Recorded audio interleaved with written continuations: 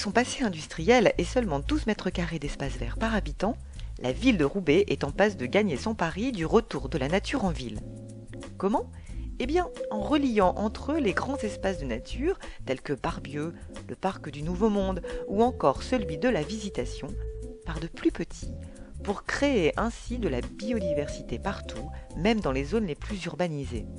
Mais c'est également le choix d'une gestion des espaces verts plus écologique dans son ensemble, avec la disparition des produits les plus polluants, la plantation d'essences locales, la production de 250 000 fleurs au sein des serres municipales, et la création d'une charte de l'arbre optimisant la gestion de ces 13 500 individus, dont certains sont recensés et protégés comme arbres remarquables. Les friches, les voies ferrées, les jardins familiaux, les toitures et façades végétalisées contribuent également au retour de la nature en ville. Alors le totem, c'est d'abord de la nature devant chez soi. Donc effectivement, en milieu très minéral, c'est important. Au-delà de l'esthétisme, ça permet de pouvoir effectivement créer des conditions idéales pour des insectes, pour des oiseaux. Aussi, ça permet d'avoir une petite action en fonction de, bien sûr, de l'évolution de la plante, mais sur l'isolation ou garder l'humidité au niveau des maisons.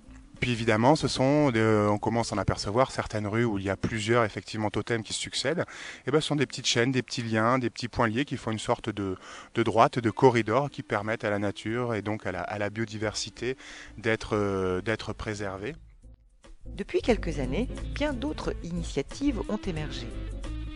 Les portraits nature de quartier, proposés par Entre Lianes et les comités de quartier roubaisiens, permettent aux habitants d'apporter un regard sur leur cadre de vie quotidien. Dans les quartiers ouest, il a par exemple complété le projet de couloir biologique long de 2 km en cours d'élaboration. Mais les habitants ont aussi un rôle à jouer au sein de leur jardin, en choisissant la plantation d'essences locales, en disant non aux pesticides et insecticides ou en fleurissant balcons et façades. On essaye d'inciter les porteurs de projets à semer des variétés, soit des variétés locales ou soit des variétés anciennes.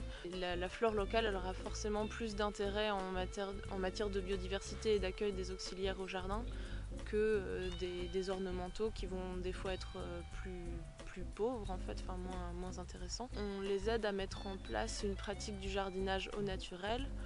Donc ces pratiques, ça va être la lutte biologique, l'amendement du sol par des pratiques naturelles comme le compostage, les engrais verts, les purins, etc. Ce sont toutes ces actions, mises bout à bout et coordonnées par la ville, qui contribuent à l'amélioration du cadre de vie des Roubaisiens.